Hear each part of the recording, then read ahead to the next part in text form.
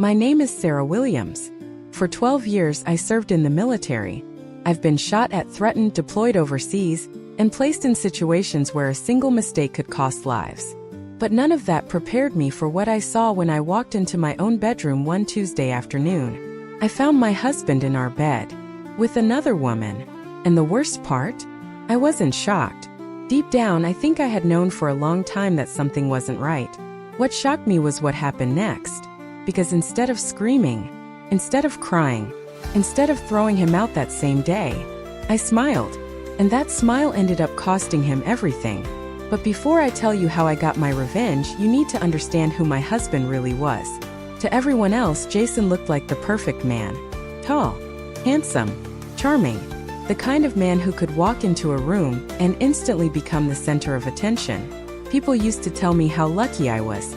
What they didn't know was that while I was working 16-hour shifts, leading soldiers, and risking my life to provide for our family, Jason was sitting at home doing absolutely nothing. When we first met, he had dreams. Big dreams. He talked about starting businesses, building wealth, creating a future together. I believed every word. But years passed, and those dreams never became reality. Every job ended the same way. The boss didn't appreciate him. The company was unfair. His coworkers were jealous. There was always an excuse, never a result. Meanwhile, I paid every bill. The mortgage, the groceries, the electricity, the internet, the vacations, even the luxury items he liked showing off to his friends. Everything came from my paycheck. I told myself that marriage meant supporting each other through difficult times. 1 year became 2, 2 became 5, 5 became 10. And before I knew it, I was carrying the entire marriage on my back. Still, I loved him. Or maybe I loved the man I thought he could become. Every time I received a promotion, I celebrated with him. Every time I completed a difficult deployment, I brought him gifts. Every achievement felt more meaningful when I shared it with the person I thought was my biggest supporter. Looking back now, I realized something painful. I was building a kingdom, and Jason was simply enjoying the view. The first real warning sign came 6 months before I caught him cheating. He became obsessed with his phone. Whenever a message arrived, he'd smile. Whenever I entered the room, he'd lock the screen. If I asked who he was talking to, he'd laugh and call me paranoid. And because I trusted him, I ignored the feeling in my stomach. That was my mistake. Then came the day that changed everything. My deployment ended 3 days earlier than expected. I was excited. I couldn't wait to surprise him. The entire drive home, I imagined his face when he saw me standing at the door. I stopped at his favorite restaurant and picked up dinner. I even bought a small gift. I remember feeling happy. That's the part that hurts the most. Because I had no idea that my marriage was already over. When I pulled into the driveway, something felt strange. There was a car parked outside that I didn't recognize. I told myself it probably belonged to a neighbor. Then I walked into the house and immediately noticed a pair of women's shoes near the entrance. Not mine. Not any friends. Not anyone I knew. Years of military training taught me to trust my instincts. Every alarm bell in my head started ringing. I put the food down, slowly climbed the stairs, and then I heard it. A woman's laugh, coming from my bedroom. That moment I already knew. I just didn't want to believe it. I walked to the door, placed my hand on the handle, opened it, and there they were. My husband and his girlfriend. In my bed. The bed I paid for. Inside the house I paid for. While I was risking my life to support the family he claimed to love.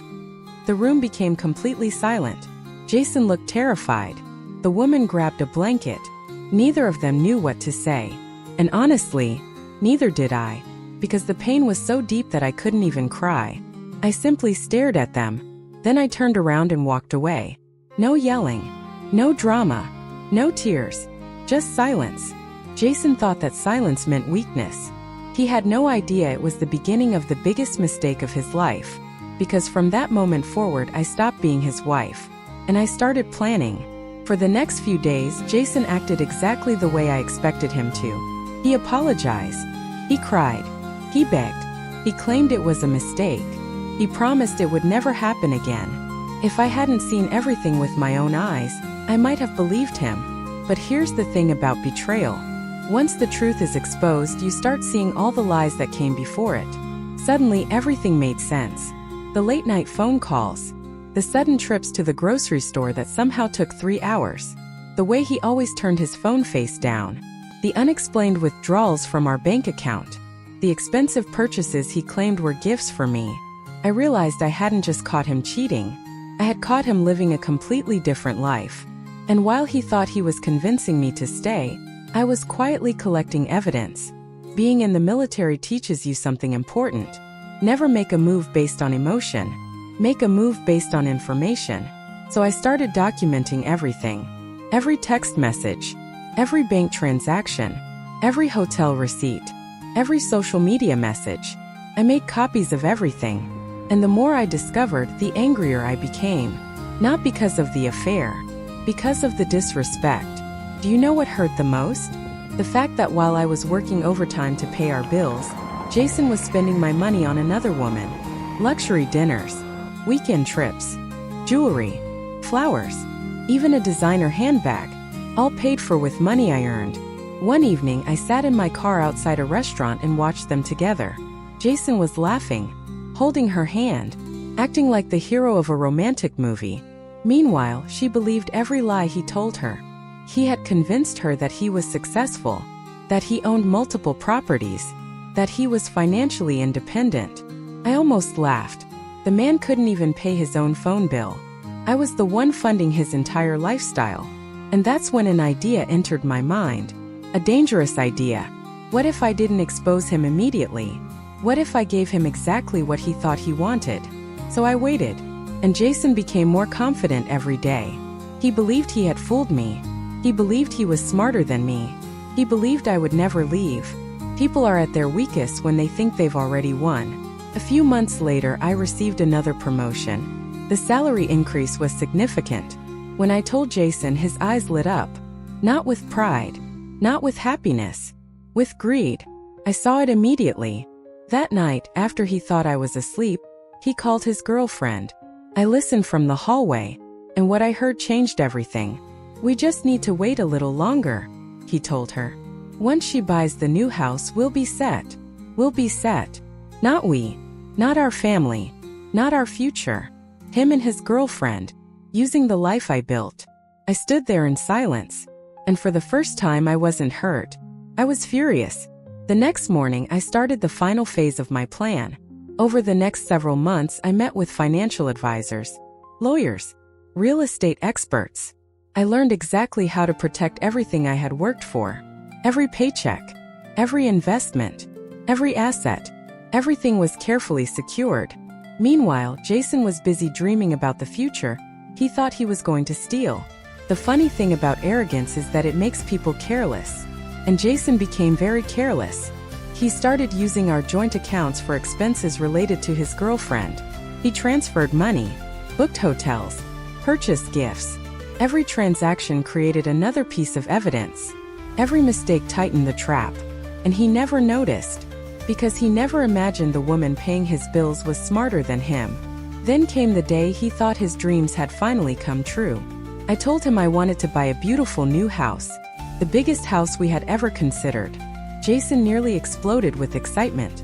For weeks he walked around talking about it, showing pictures to friends, bragging about the neighborhood, bragging about the future. What he didn't know was that every legal document had been prepared perfectly. Every ownership record, every financial detail, every protection. The house wasn't his. It wasn't ours. It was mine. And soon everyone was going to find out. What Jason didn't realize was that the day he thought he had won was actually the day I finished building the trap that would destroy him.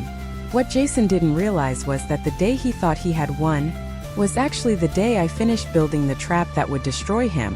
A month later, I invited everyone to our new house. My parents, his parents, my brother, his sister, friends, neighbors, even a few people Jason desperately wanted to impress. I told everyone it was a housewarming party. Technically it was, but it was also something else. It was Judgment Day. The entire week before the party, Jason walked around acting like he owned the place. He showed people photos, talked about future renovations, bragged about the neighborhood. Listening to him was almost funny. Almost. Because every word reminded me how comfortable he had become living off my hard work. The night of the party arrived. The house was full. People were laughing, eating, taking pictures. Jason couldn't stop smiling. Neither could I. The difference was that only one of us knew what was about to happen.